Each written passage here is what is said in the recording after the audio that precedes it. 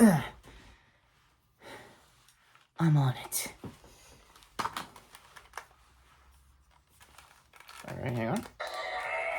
Can you tell second take?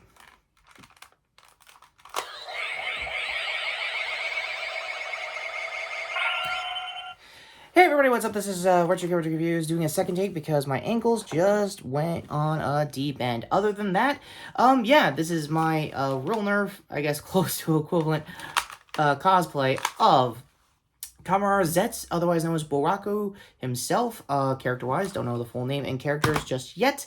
As of this recording, for those who don't know, when I watch a new tokushoutsu, I don't know every name or every other casting name outside of the role, mainly because I'm an American and it is a Japanese show. So that being said, and localisms out of the way, speaking of which, let's talk about that simulcast that happened over the weekend. Getting to the point, it was actually good. As of this recording on Monday, you can still watch the premiere episode on tokushoutsu. I don't know if that's going to be the case for the next couple of days going forward, but you can still watch it as of this taping. So until then, yeah, what can I say about this first episode that hasn't already been said to death with every other tokutuber, from Achilles to Christian Adawe, who was originally of All Saves fame, to even All Man himself, Easy Rider, showing up for this, I guess, attempt of his version of reacting. So, yeah, my overall thoughts, it's good. It's a great start to yet another, hopefully, banger Rare Error season for Rider. And as for the simulcast and localizations goes, I can't speak too much about, like, the translation errors for some of the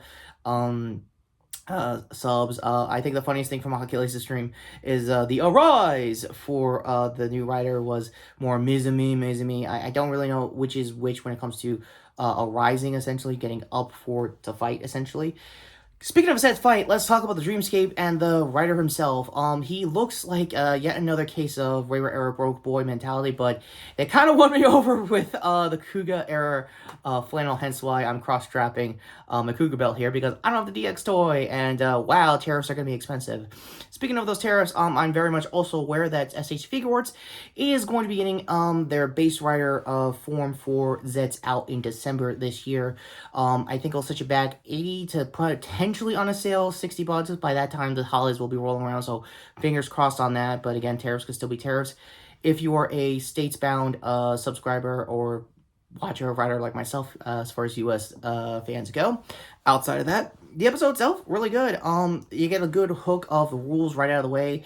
It's not truncated like Gotcha's was a couple of seasons back, and it went hard in the action like Gates is first episode. A lot of comparisons to Gates, mainly for bar ship when it comes to their first debut henshins.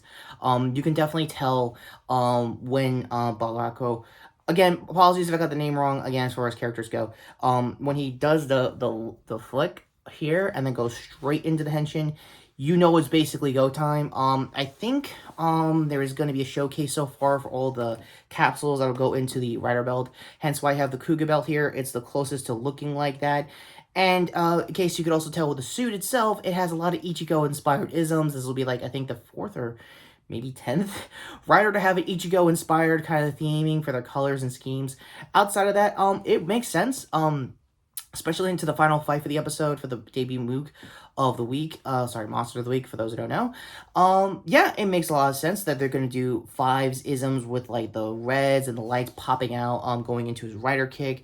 The 777 also crossing into a Z. Very cool. Also, number convention-wise, would make this the 7th Rare Era rider. For those who are doing number theory, there it is right there. Rest of the cast, the early days, so I don't have too much to talk about, like, obviously, Zetz's sister. Don't know if she's going to be a secondary rider down the road. I don't know if any of the cop characters are going to be secondary riders down the road.